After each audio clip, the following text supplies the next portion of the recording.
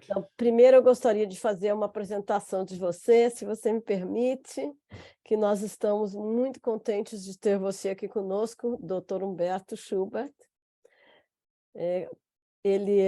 Humberto é professor de Filosofia Moderna da Universidade Federal de Juiz de Fora e titular da Academia Brasileira de Filosofia.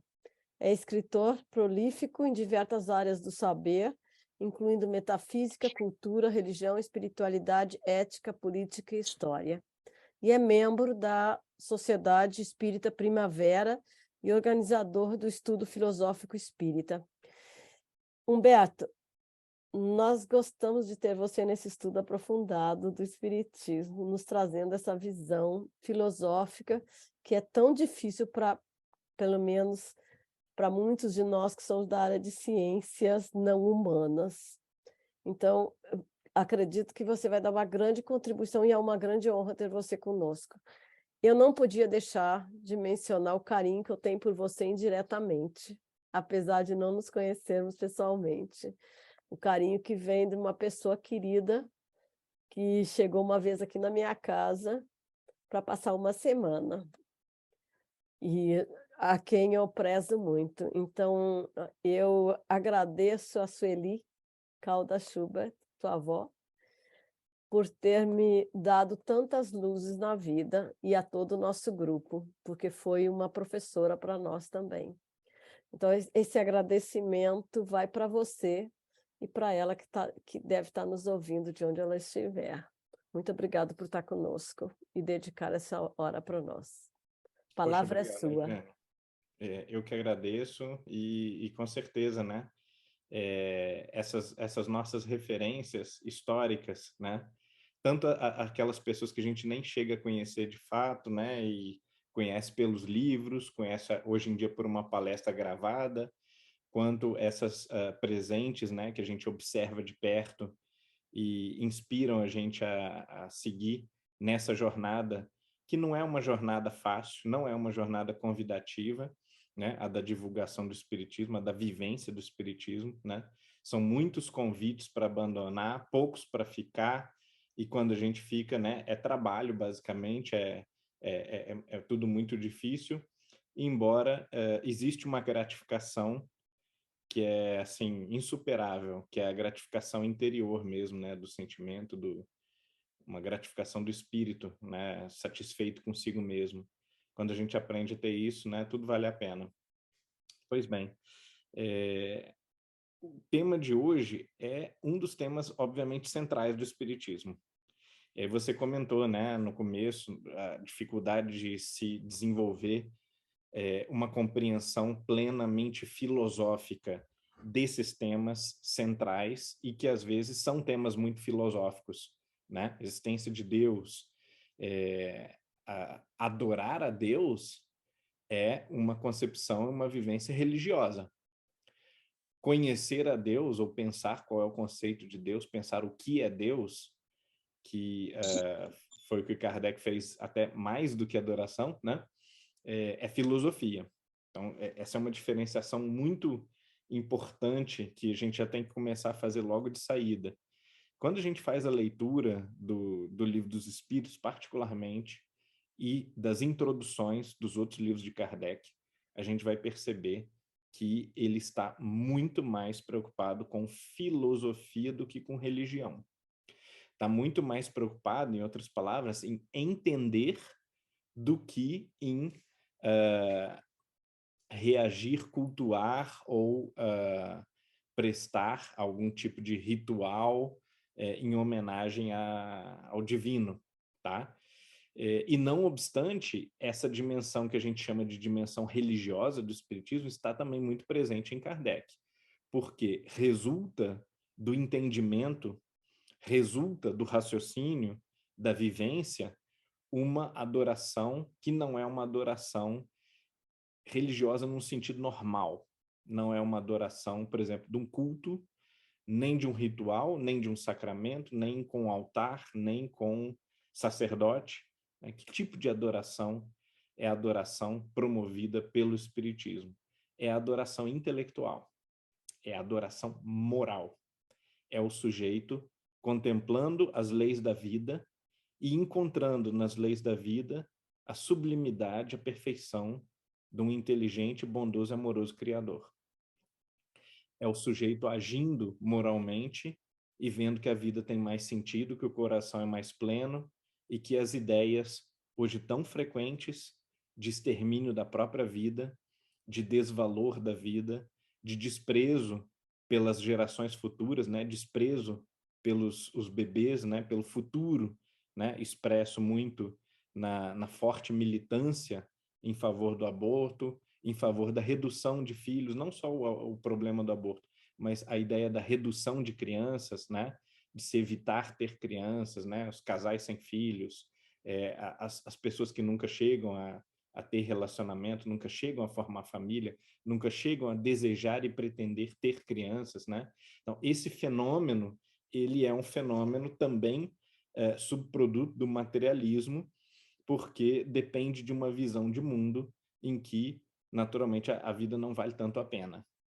O futuro não é promissor, não é bom, o mundo está sendo destruído, né? Cada vez as coisas vão piorar, vão ficar mais caras, vai haver menos recursos, a natureza está sendo devastada. Então, com base nessas percepções materialistas, né, nós nos desesperamos, caminhamos para o niilismo, para a falta de sentido, para a perda de sentido, e os pensamentos suicidas, os pensamentos de desvalor da humanidade, de desimportância da humanidade, ou até de horror, de nojo do ser humano, vão ganhando força e vão se tornando teorias, né? Nós já temos os filósofos que pregam que é imoral ter filhos, por exemplo, né? O sujeito deve não ter filhos porque isso contribui para a redução ou, com sorte, eliminação da espécie humana, que é uma espécie de câncer, de doença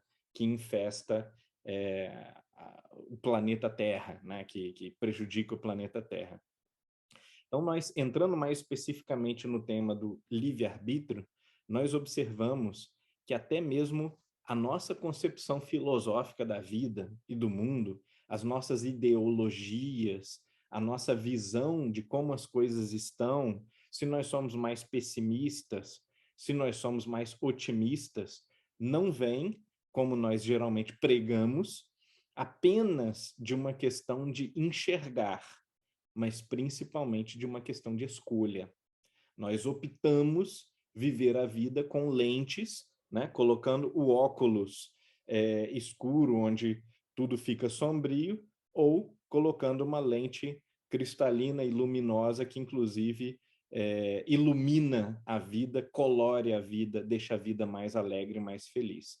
Essa escolha, ela vai determinar, naturalmente, não só a vida do indivíduo, se ela é uma vida plena de alegrias, plena de satisfações nobres e elevadas, ou uma vida amargurada, uma vida de raiva, de ressentimento, de revolta permanente, como também, além da vida do indivíduo, da sua vida, da minha vida, vai determinar a vida dos povos, a vida das coletividades, das nações. Nós estamos vivendo um momento que é tenso, né? Aqui, particularmente no Brasil, aí também com a guerra da Ucrânia, né? Com outros tipos de ameaça, até ameaça nuclear, né? Com aquelas usinas que estão para ser atingidos a qualquer momento por um míssil, alguma coisa assim, e nós sabemos que, desde a época de Chernobyl, né, que inclusive, se não me engano, ocorreu no meu aniversário, essas catástrofes, elas podem ser contidas ou não, e se não forem contidas, podem sim ameaçar a vida de países inteiros, populações inteiras, podem ser simplesmente exterminadas ou ter que ser evacuadas de um território enorme, de um tamanho de um país europeu, né, por conta de um acidente desse tipo. Então, as angústias, as ansiedades, né, o pânico estão no ar. Né? Em outros ambientes, em outros continentes, nós vamos observar os problemas típicos daquela região, às vezes econômicos, às vezes choques culturais, choques políticos, né? Quem assistiu às cenas estarrecedoras, né, do Sri Lanka, alguns meses atrás, né? Mas não existe lugar que esteja isento, que esteja livre dos seus desafios. E esses desafios, como são graves, sim, né? Como são preocupantes, devem ser enfrentados, eles vão gerar uma quantidade muito grande de ansiedade sobre nós. Sobre as crianças, então, essa ansiedade beira assim o incomensurável e doentio. Nós aqui temos experiência, eu tenho experiência direta, porque tenho 2 crianças, e temos muitíssimos relatos de crianças de escola que foram agredidas por outras crianças que não admitem, né, que você vai votar em quem? É no Bolsonaro ou é no Lula? E vai lá e ataca, machuca a criança, ofende, xinga, humilha a criança. Só que a gente está falando de crianças de 5 anos. Não sabem o que é votar, não sabem o que é política, não sabem nada sobre política. E chegam de casa histéricas, né, perturbadas, desequilibradas, porque os pais estão histéricos, perturbados e desequilibrados 24 horas por dia e só falam disso dentro de casa, adoecendo psiquicamente a criança, que chega com as emoções em total descontrole e vão acabar brigando com outros colegas de 5 anos de idade por conta de eleições, né? Então, esse tipo de coisa, ele só chegou a esse extremo porque nós compramos também uma ideologia materialista que diz que a moral, ela é de cada um tem a sua, né? Outro dia eu estava corrigindo provas de ética, né? Dei a matéria inteira, mostrei, olha, a ética é a ciência dos valores de certo e errado, de bem e mal. Só faria sentido ter um estudo desse se forem valores verdadeiros e objetivos. Todos os grandes pensadores vão dizer isso, tal, tal, tal, tal, tal. Aí termina o curso, vem lá o aluno me escreve. Moral, cada um tem a sua, né? Então, quer dizer, não tem jeito. A infiltração cultural das noções materialistas é tão radical, tão total, que as pessoas elas não aceitam a instrução, a educação que contrarie essas ideologias. Virou realmente um tipo de fanatismo, um tipo de lavagem cerebral materialista, que afeta os religiosos tanto quanto os ateus. É um erro e um engano capital imaginar que nós não somos materialistas. Nós somos profundamente materialistas, né? A causa dos nossos problemas, né? E o Livro dos Espíritos discrimina isso diretamente, diz isso diretamente. A causa dos nossos problemas está intimamente associada, atrelada ao materialismo, porque sem o materialismo nós somos forçados a caminhar por uma visão de objetividade dos valores de bem e de mal, de certo e de errado, de justo e de injusto. Sem essa objetividade dos valores, sem certeza de que é uma lei moral e de que essa lei ela é conhecida pela razão, pelo intelecto, né?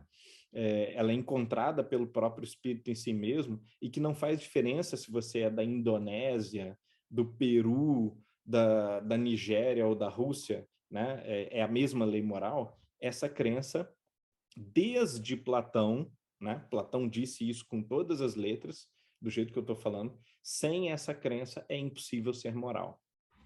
É impossível ser moral sem a crença de que a moral é uma verdade da natureza. E nós, da boca para fora, a gente diz assim, né? Porque nós somos contaminados pelo materialismo cultural. Não, mas uma pessoa pode não acreditar em Deus e ser uma pessoa perfeitamente boa. Ela pode ser materialista, mas é uma ótima pessoa.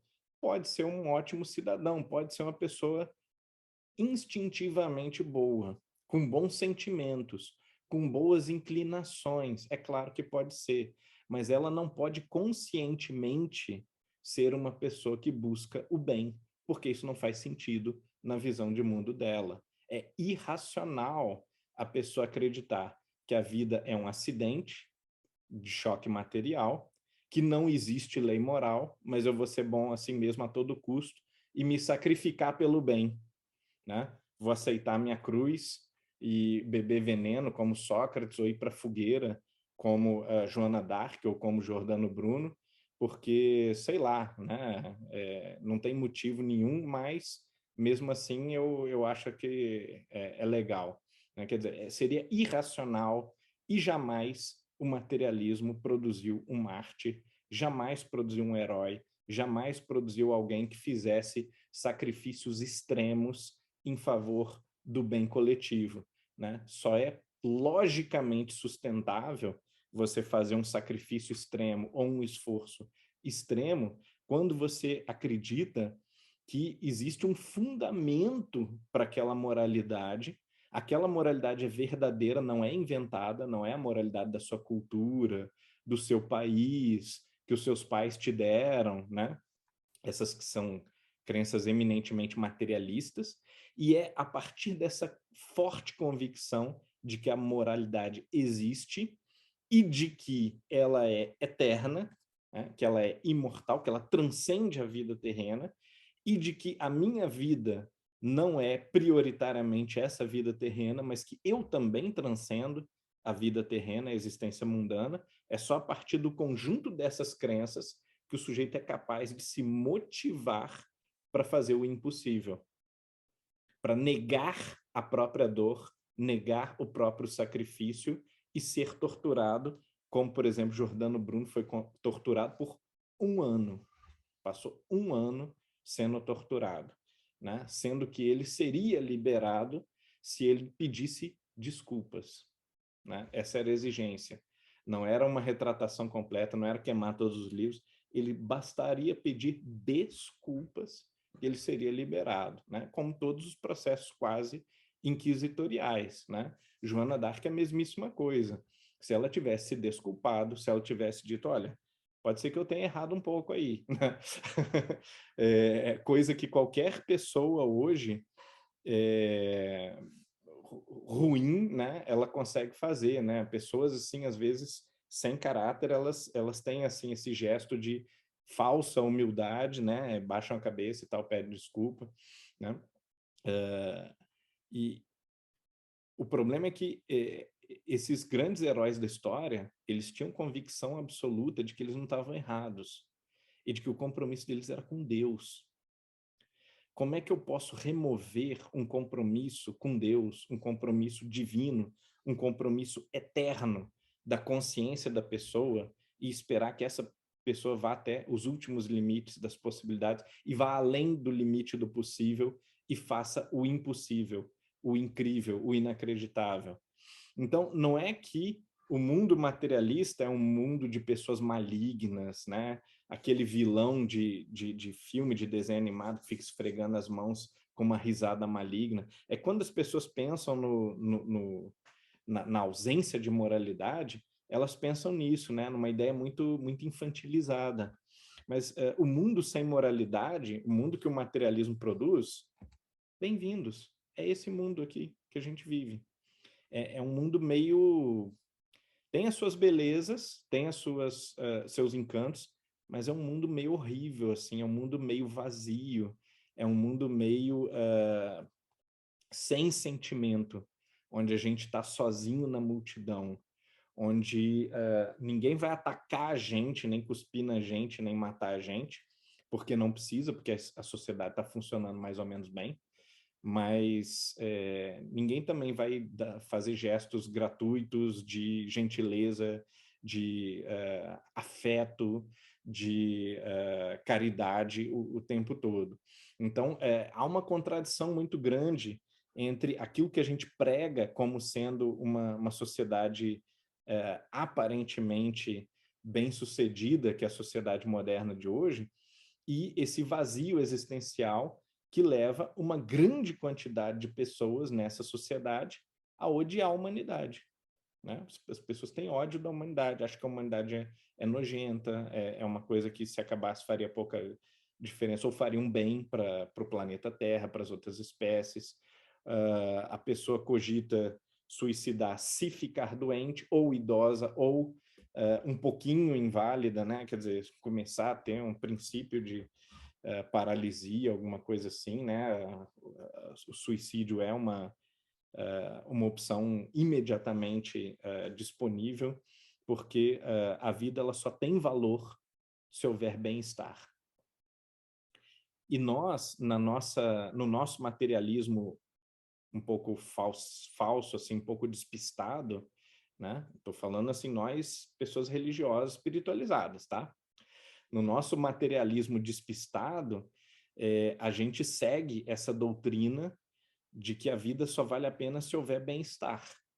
E se não houver bem-estar ou se houver mal-estar, tem alguma coisa muito errada acontecendo. Será que Deus nos abandonou? Será que Deus não está vendo o que está acontecendo aqui?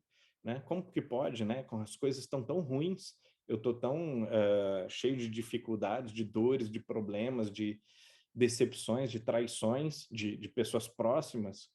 Né? Cadê Deus? Onde está Deus? Né?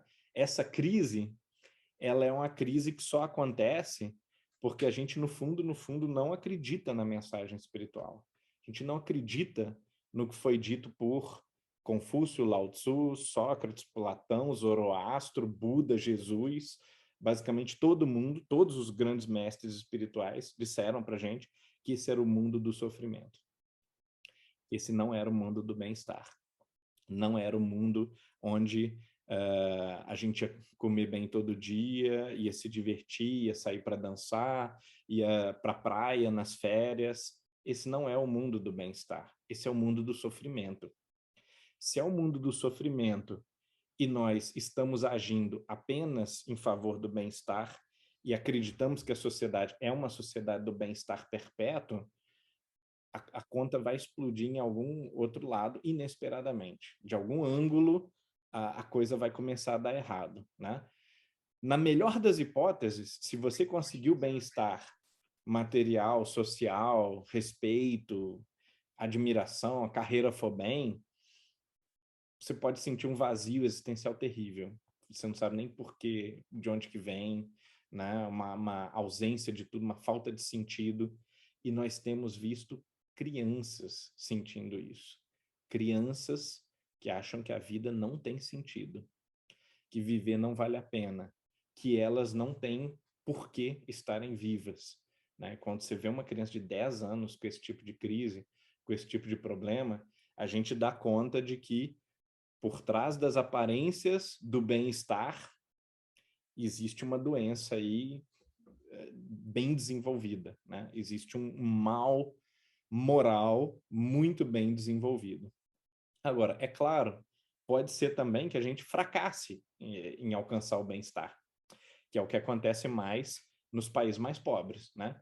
Nos países mais pobres, como a gente fracassa em alcançar o bem-estar, existe um mal mais premente, mais imediato, mais pungente, mais doloroso, que é o desgosto pela vida que nós estamos vivendo, que não produz bem-estar, né? Então, a gente vê em Hollywood todo mundo bonito, todo mundo festejando, todo mundo fazendo o que quiser da vida, liberdade total para gozar de todos os prazeres, obviamente nunca cumprir nenhum dever, nem assumir nenhuma responsabilidade. A liberdade é apenas para gozar, não é nunca para operar, né? Porque liberdade para se limitar e para fazer sacrifício não faz sentido na ideologia materialista. Então, a noção do dever, a noção do autossacrifício, da autodisciplina, elas vão sendo um pouco questionadas, com raríssimas exceções, né? Todo mundo sabe que onde que existe disciplina, dever, amor ao compromisso e sacrifício na sociedade moderna materialista? Na academia de ginástica. Para ficar com a barriguinha bonitinha, todo mundo sabe que tem que ter disciplina, né? Aí a noção hedonística de só ter prazer e diversão não funciona. Para ficar com tudo durinho, vale a pena qualquer sacrifício, qualquer dificuldade. Mas tem uma armadilha nessa mentalidade também. Você quer ficar bem corporeamente, ou seja, também é materialismo. No fundo, é uma pequena concessão moral ao esforço, à disciplina, ao sacrifício, mas o esforço, a disciplina, o sacrifício vem com o bônus de prazer físico, no mínimo de boa aparência, às vezes sexualidade, alguma coisa assim, né? Mas no mínimo uma autossatisfação de se olhar no espelho, de ver que os outros estão reconhecendo que eu perdi barriga, que, né, a ginástica deu certo, que eu estou em forma, que eu estou bonito, etc. e tal. Então, essas noções prevalentemente materialísticas, vejam bem, não estou dizendo que elas são malignas, mas elas são insuficientes para fomentar a moralidade que a gente precisa. A moralidade que a gente precisa é uma moralidade onde o nosso compromisso com o espírito, o nosso compromisso com a imortalidade, com a infinitude, com o sentido transcendente para a vida, esse compromisso ele tem que ser tal que nós somos capazes de grandes esforços, tá? Aqui eu vou bater um ponto e vou lembrar do Evangelho segundo o Espiritismo, onde Kardec faz análise do Pai Nosso. Na análise do Pai Nosso, tem naturalmente aquele trecho em que Kardec vai fazer a análise de livrai-nos do mal, né? O que significa livrai-nos do mal? O que significa também não nos deixeis cair em tentação, mas principalmente livrai-nos do mal? Kardec é muito durão com a gente, né?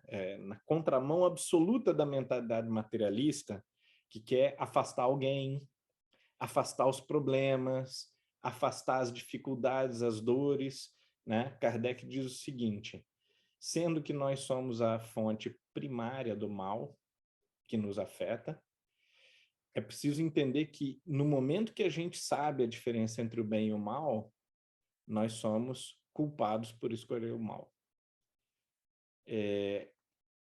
Todas as desculpas que nós damos, né, a gente justifica, porque não, mas a sociedade, mas todo mundo faz, mas não é bem assim, né? Eu fiz isso, mas tinha um motivo, ou então eu agi assim, mas também olha o que a pessoa fez, olha o que a pessoa falou, como é que eu ia deixar aquilo acontecer na minha frente, né? Então, de mil maneiras a gente se justifica, mas a verdade é inescapável, é que na minha própria consciência, no momento que eu sei a diferença entre o bem e o mal, no momento que eu escolho o mal, eu sou culpado, eu sou responsável, né? Eu estou plantando conscientemente a tragédia, o dano para alguém ou para mim mesmo. E quando é para alguém, reverte para mim mesmo de qualquer maneira. Então, como é que eu evito o mal? Como é que eu diminuo o mal quando eu reconheço que a fonte primária do mal sou eu? Essa é, inclusive, a diferença entre o moralismo e a moral, né? Uma coisa que todo mundo deveria saber em filosofia é a diferença entre moralismo e moral. Moralismo é quando você cobra do outro. É quando você aponta o dedo para o outro. É quando você diz com ar de superioridade, né, com aquela segurança arrogante de que está sempre certo, que o outro, né, ou está errado, ou deve desculpas, ou é um lixo, ou não tem virtude, ou tem um monte de defeitos, ou tem vícios nojentos, ou é inaceitável, né, que o outro tem que ser até eliminado porque ele é inaceitável o seu comportamento. Nós estamos vendo exatamente isso no processo político, não só aqui, mas pelo mundo afora. Os radicalismos políticos, os dois lados apontam o dedo, ou três lados, onde tem, né? 3, 4 partidos, tal, apontam o dedo um para o outro. Olha, você é a culpa de tudo, né? Você é a fonte, a origem de todo o mal, né? Não tem nenhum bem em você. Em mim não tem nenhum mal, só tem bem, né? Então, essa noção de encontrar o culpado, de encontrar uma pessoa para culpabilizar por tudo, é o moralismo. A moral é o exato oposto disso. A moral aponta sempre para mim. Eu me pergunto onde eu causei o problema, onde eu fui a fonte do mal, de que maneira eu posso melhorar, e me abstenho ou sempre sou muito contido, muito comedido em julgar, em analisar o outro, em dizer como é que o outro pode melhorar, onde é que o outro não é bom, não votou da maneira certa, não fez aquilo que deveria fazer, né? Então, quanto mais eu cobro de mim, mais moral eu sou. Isso aqui, gente, não é Kardec só. Quer dizer, se for lá em Aristóteles, se você for em Santo Agostinho, se você for em Kant, né? Quer dizer, todos os grandes filósofos éticos e morais, você vai ver que é exatamente essa mesma estrutura de pensamento, tá? Sujeito moral, ele é juiz muito rigoroso, inclemente de si mesmo. Está sempre buscando o seu defeito. Isso é ser moral. Se você está caçando o defeito do outro para humilhá-lo, para rebaixá-lo, para se sentir superior, para se sentir bem, para mostrar que, olha, eu sei como é que faz. Esse tipo de gente aqui, olha, né? Esses pervertidos, esses drogados, esses vagabundos, esses fascistas, esses comunistas, seja lá o que for. Se você está buscando o inimigo, você é moralista. Se você está buscando o auto-melhoramento, você é moral. Pois bem, a boa notícia, tem uma boa notícia nisso aí, né? Embora seja muito difícil ser moral e muito fácil ser moralista, né? Porque ser moralista é confortável, você não precisa mudar, você acha o problema no outro, então você fica tranquilo com o seu problema, com a sua imundície, com o seu defeito, com o seu vício, né? Porque você já achou o do outro e você só precisa cuspir na outra pessoa e está tudo resolvido dentro do seu auto-engano de consciência. Mas, além disso, embora o moralismo seja, então, mais confortável, mais conveniente, a moral tem uma vantagem muito grande. Ela pode resolver o seu problema. O moralismo jamais vai te fazer melhorar 1 milímetro. Atacar o outro, cuspir no outro, encontrar o defeito do outro, nunca vai tornar o outro melhor. No máximo, vai gerar brigas entre você e o outro, porque você vai apontar, ele vai apontar o seu, você não vai aceitar e vai começar aquela briga, que pode ser uma briga familiar, pode ser uma briga política, pode ser uma briga do trabalho, de quem é mais competente, quem faz o serviço melhor, etc. e tal. Pode ser uma briga teórica, acadêmica, né? De quem tem a melhor doutrina, quem tem a melhor teoria, alguma coisa assim. Quando você é moral, você tem a possibilidade de encontrar a raiz do defeito em si mesmo e extirpá-la. É difícil, mas essa possibilidade existe, porque você está pelo menos voltado na direção correta, na direção da sua conscientização do assumir responsabilidade sobre si mesmo e, consequentemente, isso vai iluminar todos os seus atos. Até você não querendo. Uma vez que você começa a refletir moralmente sobre o que é o seu dever, o que seria melhor fazer em cada situação, quando você se questiona se agiu bem ou se talvez não tão bem, né? Sempre que você começa a fazer isso, inevitavelmente você ilumina as suas ações futuras. Mesmo que você não queira, né? Aquelas ações futuras, elas passam a ser mais... eu vou usar uma palavra-chave que não é a melhor palavra, mas vocês vão entender por quê. Elas se tornam ações mais espiritualizadas. Por que espiritualizadas? Porque ao serem ações cada vez mais conscientes, refletidas, lúcidas, prestando atenção no que você está fazendo, assumindo a responsabilidade pelo teu livre-arbítrio, né? Pelo que você escolheu pensar, sentir ou fazer, né? Essas ações, elas serão cada vez mais ações de um espírito e não ações de um animal, né? De um centro nervoso do mundo material que foi feito para sobreviver, foi feito para perseguir o prazer sexual, o prazer do alimento, do sono, do descanso, da preguiça, da preservação de energia.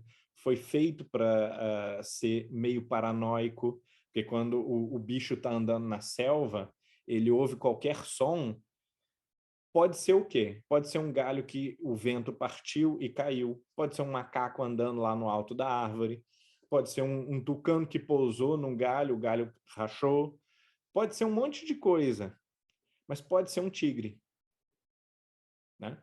Se for um tigre, você vai morrer. Então, o que é a evolução animal incutiu no nosso cérebro para nos defender da possibilidade de ser um tigre? Uma leve paranoia. É exatamente assim que a gente humaniza tudo, né? Por que foi isso? Será que foi um espírito? Será que foi um assassino? Vou lá correndo, né? Conferir se a porta está trancada. Vou passar a chave 2 vezes, ver se a janela está aberta. Então, nós ficamos imaginando possíveis assassinos, possível ladrão. Será que aquela pessoa ali do outro lado da rua está atravessando para me assaltar? Será que essa pessoa falou isso insinuando assim que eu sou burro, que alguma coisa... Quer dizer, toda essa paranoia que nós naturalmente, não estou falando da doença não, tá, gente? Eu estou falando assim dessa especulação egóica, né? Que você está sempre imaginando que o mundo está te perseguindo, ou que alguém está prestes a puxar o seu tapete, prestes a te dar uma facada pelas costas. Pode ser uma facada literal, pode ser um competidor ou um colega de trabalho que vai passar a perna em você, passar na frente. Então, nós estamos o tempo todo, todos os seres humanos, sem exceção, o tempo todo fazendo esse cálculo. Será que isso aqui foi... Será que foi um jeito de me desprezar? Né? Será que ele quis me rebaixar com essa frase? Às vezes a pessoa não está nem pensando em você, está pensando em outra coisa, em outra pessoa, né? E assim surgem as brigas políticas, assim surgem as brigas de casal, briga de namorado, né? Todas, de colega, o colega do lado de trabalho que fica com inveja de você ter tido um resultado melhor no semestre, aí vai dar um monte de problema por causa disso, porque inveja, ressentimento, ciúme, etc. e tal, como que o outro te tratou, e aí ele não foi dado o mesmo tratamento, enfim. Né? Então, aquilo que nós genericamente chamamos de orgulho e egoísmo, são, do ponto de vista moral, uma noção de superioridade, né? Orgulho, né? Eu valho mais. Na comparação com o outro, eu sou mais produtivo, sou mais inteligente, sou mais bem formado, tenho mais diplomas, etc. e tal. Quem é esse aí? Né? Por que ele passou na frente? Por que ele recebeu um pouco mais? Por que recebeu uma oportunidade que eu não recebi? Né? Então, esse é o orgulho. E o egoísmo, ele é menos comparativo, ele é mais um instinto quase que de sobrevivência mesmo, de conforto, de prazer para mim mesmo. Então, eu, na comparação com o outro, eu vejo assim, opa, eu posso ter esse prazer para mim. Eu vou lá e pego aquele prazer para mim, fujo daquela dor. Se eu puder empurrar uma responsabilidade, eu empurro para o outro.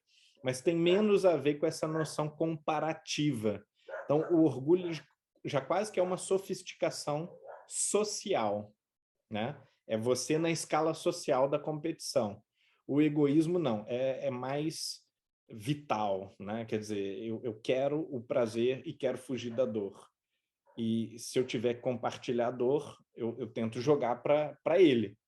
E se eu tiver que compartilhar prazer, eu tento tomar dele e puxar para mim o prazer, né?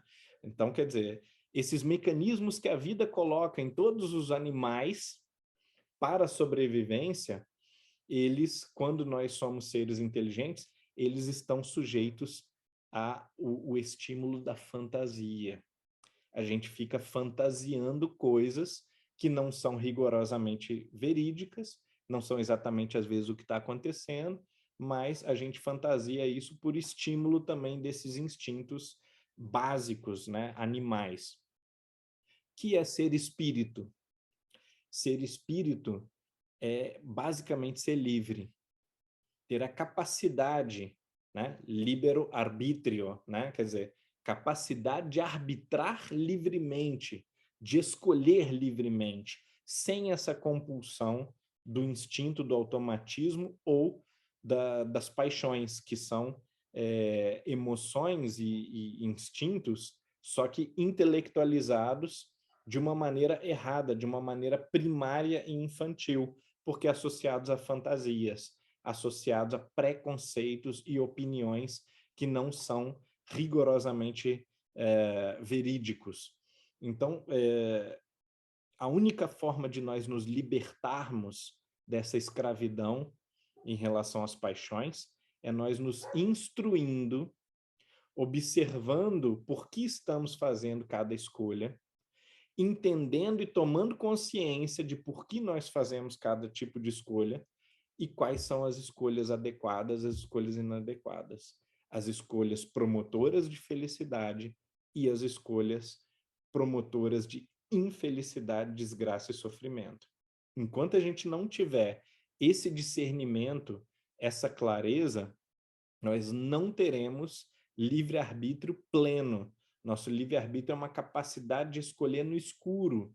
Ou então é como dar uma escolha para uma pessoa ignorante que vai fazer uma má escolha, né? Aí a gente fica assim assustado, mas por sorte, pessoas sem preparo, sem consciência, elas fazem más escolhas, mas as suas escolhas também são muito limitadas, porque elas não tendo o entendimento geral de funcionamento do próprio caráter, de quais são as leis da vida, quais são as leis morais, para onde caminhar, qual é o propósito da vida humana, não tendo iluminada a consciência, a sua capacidade de escolha é muitíssimo menor. Então, um filósofo importante, também um santo, né, Santo Tomás de Aquino, disse o seguinte: ratio causa libertatis. É a razão que produz a liberdade. Quanto mais razão, quanto mais clareza nós tivermos, quanto mais conhecimento, mais liberdade. Vou ficar por aqui.